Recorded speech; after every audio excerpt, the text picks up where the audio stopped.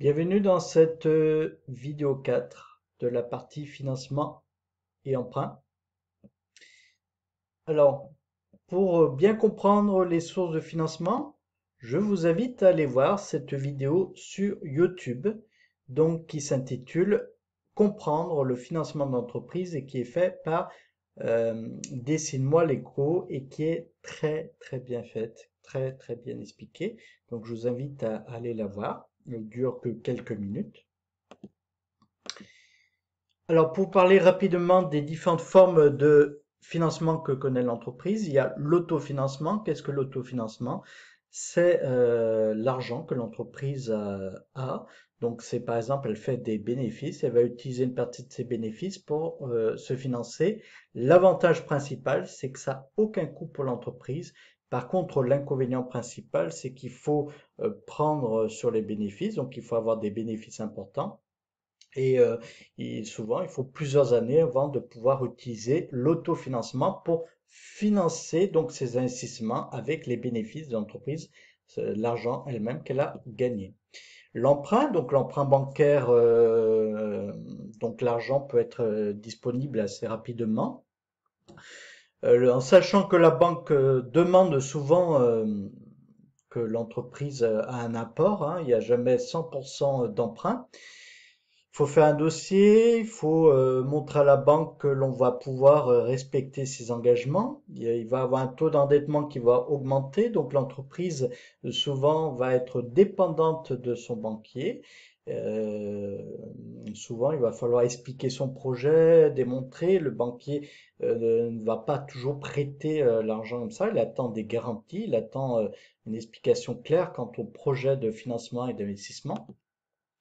Il y a le crédit bail. Donc le crédit bail, ce sont une location sur le long terme. Parfois, il est demandé aussi un apport euh, de, de départ. Donc vous connaissez hein, souvent les publicités automobiles présentent le crédit bail. Donc c'est une location long terme. On paye une location et au bout d'un certain nombre d'années, on a possibilité donc soit d'arrêter la location, soit d'acheter le bien. Et le bien, on a déjà le montant qui est défini pour l'acheter. Donc ça permet de tester un bien en le louant et s'il nous convient bien de pourquoi pas l'acheter. Ça revient plus cher souvent qu'un emprunt ou de l'autofinancement. Dernier financement possible, donc la location évolutive, c'est une location sur le long terme. Souvent c'est quelque chose qui coûte relativement cher. Alors, nous allons passer au bonus et aux questions-réponses. Qu'est-ce que le TAG? Taux annuel effectif global. Tout à l'heure, on a parlé de taux d'intérêt. Il existe le taux annuel effectif global. Qu'est-ce que c'est que ce taux? Alors, j'en viens à la deuxième question. Pourquoi tenir compte du TAG plutôt que du taux d'intérêt?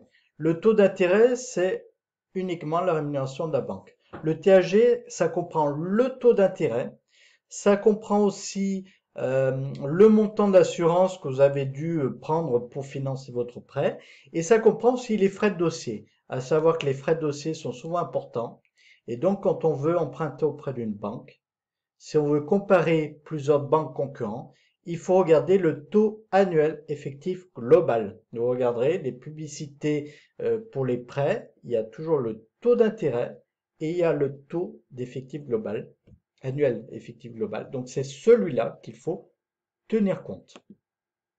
Quelles conséquences l'augmentation de la durée d'un remboursement d'emprunt? Imaginons que je veuille augmenter la durée de remboursement de mon emprunt. La conséquence principale, c'est que je vais payer plus d'intérêts, ça va me coûter plus cher. À l'inverse, si je diminue ma durée d'emboursement, euh, ça va diminuer le coût de mon emprunt. Peut-on rembourser son prêt avant la fin? Oui, c'est tout à fait possible. Si vous prenez un prêt sur 10 ans et que vous avez une rentrée d'argent soudaine qui vous permet de rembourser plus rapidement, c'est tout à fait possible. La banque ne peut pas vous empêcher de le rembourser par anticipation. Mais qu'est-ce qui se passe?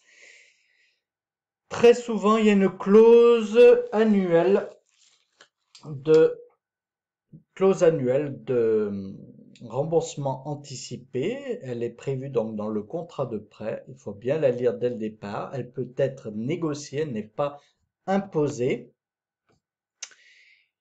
Et cette clause remboursement anticipé, elle prévoit généralement que vous allez payer un semestre d'intérêt si vous remboursez par anticipation et 3% du montant restant dû maximum. Donc ça, c'est la loi qui le prévoit. Et après, c'est à négocier avec votre banquier. Que va regarder ma banque pour accorder un prêt?